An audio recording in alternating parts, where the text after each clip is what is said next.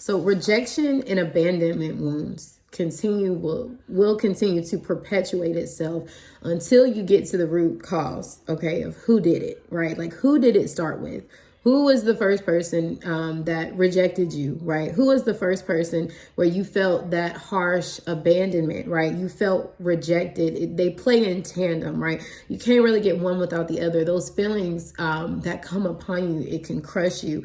It can be, something, from when you were a child, father wound, mother wound. You see this show up if you don't address that wound from childhood, right? You'll see it show up with your relationships. So women who have children or have a child with whomever, the father's absent, the father's not showing up of who they were supposed to be. There was somebody assigned to you in your life that had a role to play, and they failed that role miserably. And as a result, it caused you to feel abandoned. It caused you to be abandoned. It caused you to feel rejected. And then you consistently went through cycles where you kind of gave your heart to people, and same thing kept happening. And so it leaves you feeling scarred. It leaves you at a place where, how do I trust, right? How do I trust men, right? If you're a man watching this, how do I trust women, right? Or it could be both, right? If you're a woman and it's the abandonment issues was from your mother, how do you trust other women, and so on and so forth.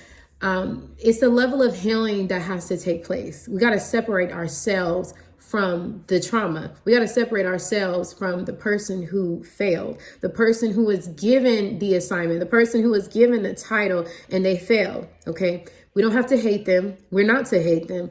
We don't have to remain hurt by them either.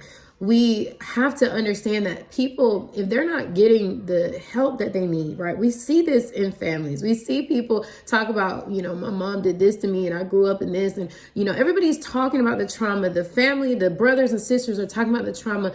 The aunties, uncles, you hear them talking about, well, yeah, so-and-so this. But nobody did the work. Nobody went to therapy. Nobody addressed or squashed what the cycle was that was perpetuating itself.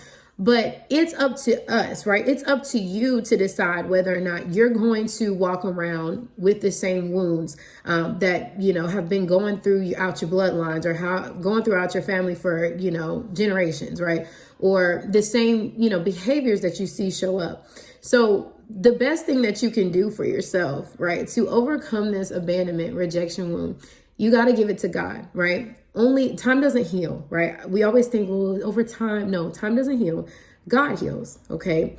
You give it to God. God promises to bind our wounds, right? But we have to also consciously do the work. We have to forgive. Forgiveness sometimes, most of the time in my life, has been acceptance. Accept people, accept the situation without closure, without an apology, and whatever it is. And also to trust, right? Because you forgive somebody, you don't have to trust that specific person, but you can go on to trust other people, right? It's a matter of guarding your heart. It's a matter of using wisdom. It's a matter of also realizing that not everybody is out to abandon you. Not everybody is out to reject you. Don't look at all men as, they're going to abandon me or reject me, or all women, because of someone else, or because of a couple of someone else's.